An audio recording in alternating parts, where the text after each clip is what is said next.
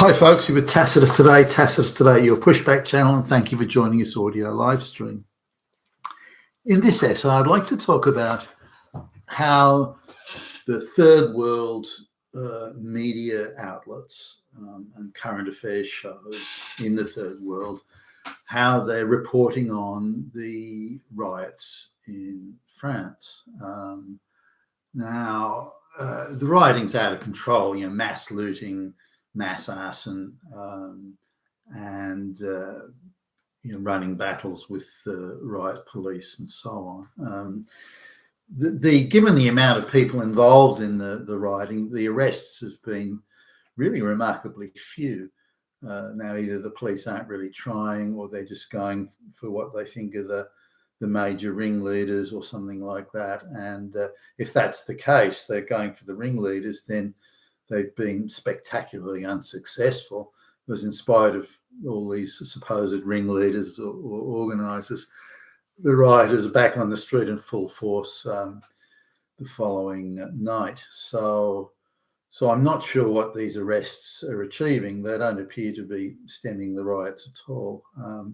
I want to contrast that, by the way, with, and I'll use some examples from Australia as well, that when business owners and primarily white, not only, but primarily white people were complaining about the COVID lockdowns, how very organised the authorities were in combating this. Now, not only were they identifying people on social media and going after them, having people deplatformed and shut down, but there were either current military and police uniforms or ex-military squads were running around, clearly military, the way they operated, the way they walked, and the way orders were given, and that were embedded in the police force or the supposed police force, and they would aggressively go after, agitate. They had their photographs, they knew what they looked like, where they lived, and where they could be found. They were tracking their mobile phones, and they would grab these people off the street in military style grab operations, and it was done with they were able to do this with impunity. Sure enough, later on the government would issue some sort of bullshit apology and pay a few bucks in compensation or reparations or whatever you want to call it, but the damage was done. But these extra legal activities were just the way these damn law-abiding white citizens could be put in their place. Contrast this with BLM, Antifa, or these riots in France, for example, where the police response, sure, they're attempting to stop the worst of the loot, but they seem to be rather unsuccessful. The looting seems to go unopposed. I mean, they're just looking at a trashing of a large sports store where the sports equipment, like joggers and that sort of thing, was being stolen. The police took a long time to turn up. The store had effectively been emptied of all merchandise before the police arrived. Again, compare this with the response to the COVID protests, where the police arrived in large numbers, rubber bullets. They were in their, swinging truncheons and batons and so on. That they were, any congregation or any assembly of people, the police were there in force very quickly. So the police response on the COVID thing, the crowd was much less violent, if violent at all, during the COVID thing, so which may be why the police felt more confident in behaving in a brutish manner. But nonetheless, the police were on site and there quickly. They were using every method: mobile phone tracking, squads of military going in and grabbing. There was a whole lot of things they were doing that they don't seem to be doing, or see if they are doing it at all. It's not on the same sort of scale. So I would argue, given that how tepid in many ways the response is to these riots in France, that I would suggest that they're being allowed to happen, and they're not being opposed with the same vigor that the COVID protests were being opposed. Anyway, having said that, so looking at these these third world media outlets. Now there's I'm looking at a woman from a multi-gazillionaire family here, who's a compere or a journalist, if you like, on this third world program. Now this is a third world country where I've been to where you walk across dead bodies in the street, where religious and race riots are a standard fare daily. Hundreds of people die in these riots, and yet she's here sort of lecturing France because it's an evil power. She claims her own country is one of beauty, freedom, and sweetness and light, which is an absolute grotesque untruth. But anyway, let's have a look at. She's one example. I've looked at another. So this is an amalgam, really, of how the response to this. France is a former colonial power. It is thus automatically evil. This is asserted. This is a beginning point. Former colonial power, evil. That's it. French people are white. White supremacy. Evil again. So let's just get the sort of the stage set here about the evilness. The only reason France is rich was because they plundered black and brown colonies, and they're evil again. So we've now satisfied there's the 3 points of the evil. Colonial, plundered the colonies, and they're white. That's it, done deal. So because they're white and evil, then systemic racism must be a key factor in France today. Systemic racism, far right.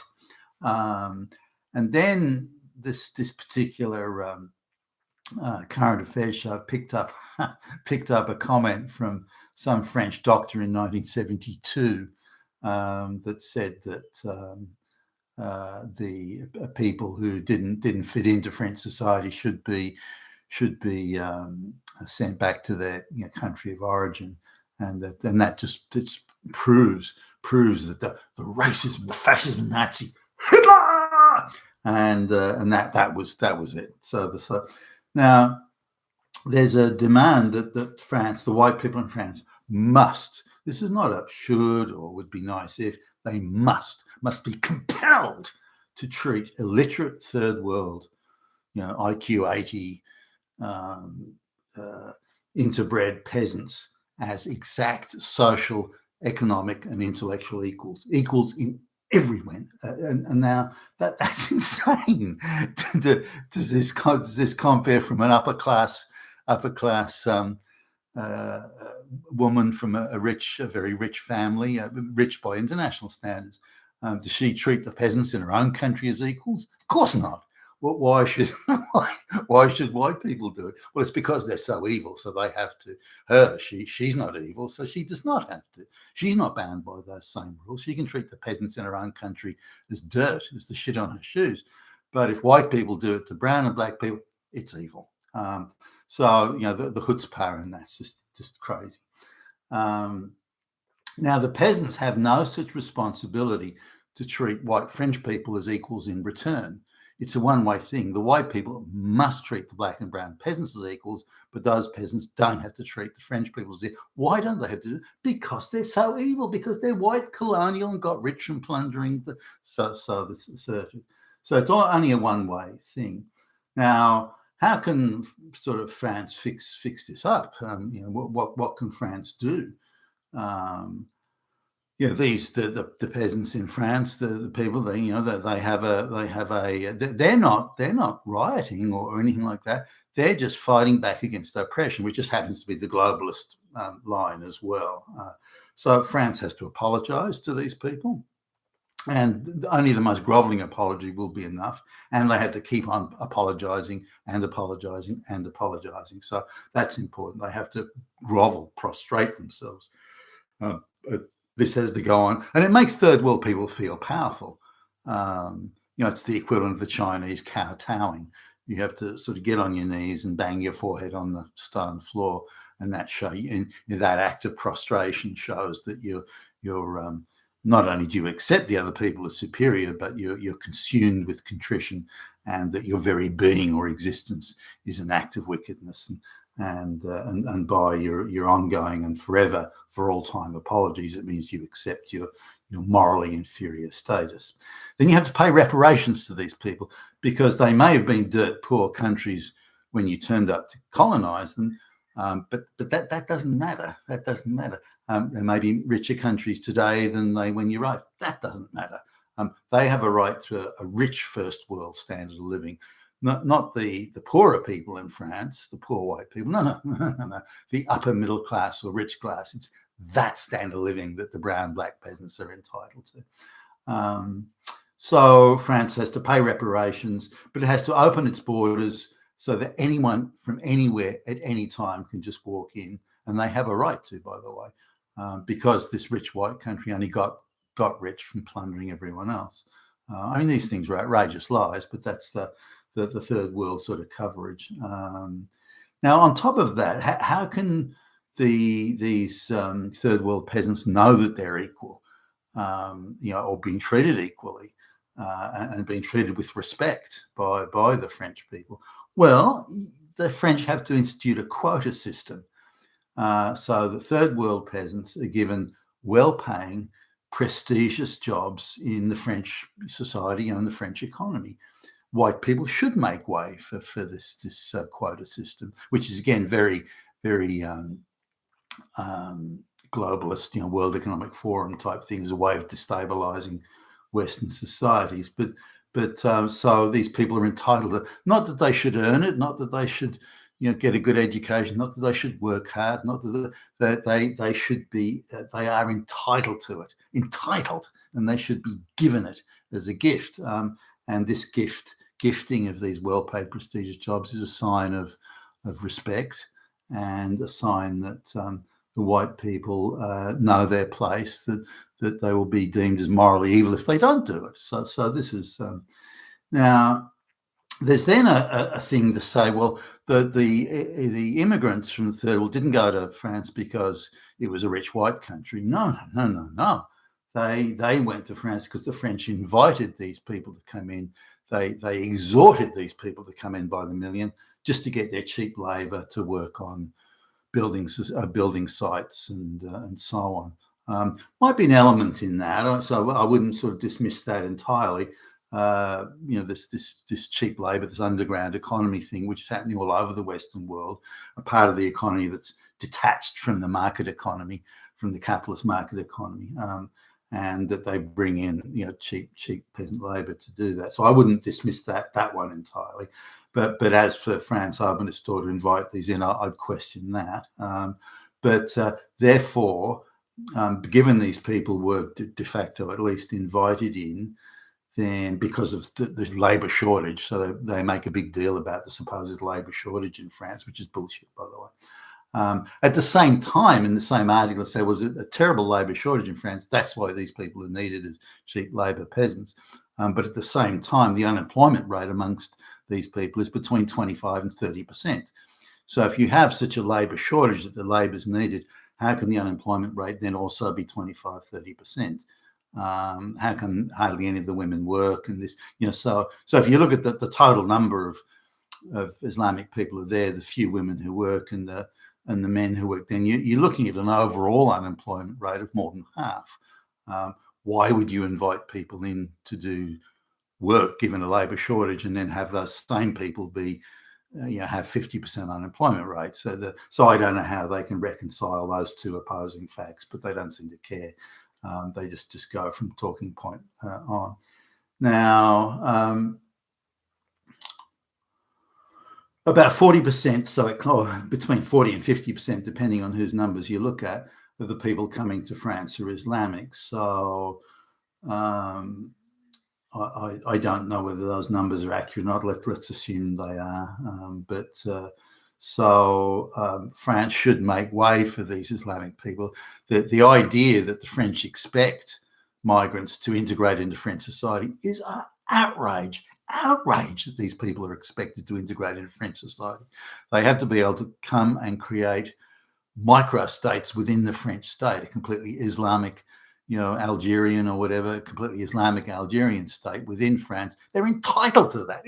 And anyone that says otherwise or tries to get them to integrate in French society is a far-right fascist Nazi, a racist, systemic racism, far right. So I don't know how they can reconcile those sorts of things. You have a right to come in and create a microstate within a state. And if that state doesn't like it, then they're the racists and they're the bad guys. And by the way, we don't want to integrate anything, but we want all the fruits of what it's like to live as a wealthy French citizen. And we want to have to do none of the work, none of the integration, none of the assimilation, none of the hard yards at university or at school. We want to have to do none of that. You just have to give it to us. And if you don't, you're racist, far right. So that's insane. That is an insane mindset. But it's how the third world media is covering the French riots. These people are not rioting. They're just fighting back against far right Nazi, fascist, white people oppression. Why should we have to follow your rules? Why? Why should we have to follow your rules? You can't make us do that, you fucking damn Nazis. So, and why should labourers and people like that have to integrate? All they've got is their religion and their family and their customs and their culture. That's all they have. And if they integrate in French society, then they would lose that. And that requirement in itself is evil, fascist, Nazi, and racist. So, look, in summary, the third world, the coverage of it is the rioters have nothing to answer for. They're not rioters. They're just people pushing back against systemic racism and oppression. What are these oppressions and these? Well, it's kind of not explained. It's just sort of exists somewhere in the haze, somewhere in the miasma. It exists, but they are super entitled, which sort of explains a little bit or gives a window into why these third world people come to the West with this staggering sense of entitlement. They don't understand that you work for something. That they've again got these village, communist village attitudes where you share the wealth, and they don't accept the independent, police or courts or anything like that. These people commit many crimes, but they're not committing crimes against. They don't see it as criminal. They see it as we're just taking what you have that you should have given us anyway. The fact that you didn't give us means that we have to take it. Then when we try and take it, you then say we're behaving illegally and the police arrest us or put us in prison. That is systemic racism as far as they're concerned. You have so much, you must share it with us. We are entitled to the bounty you have. And if you won't share it with us, we will take it. And if you then try and arrest us, we will riot. And that's pretty much sums it up. You've been with Tacitus today, your Pushback channel. Thank you for listening.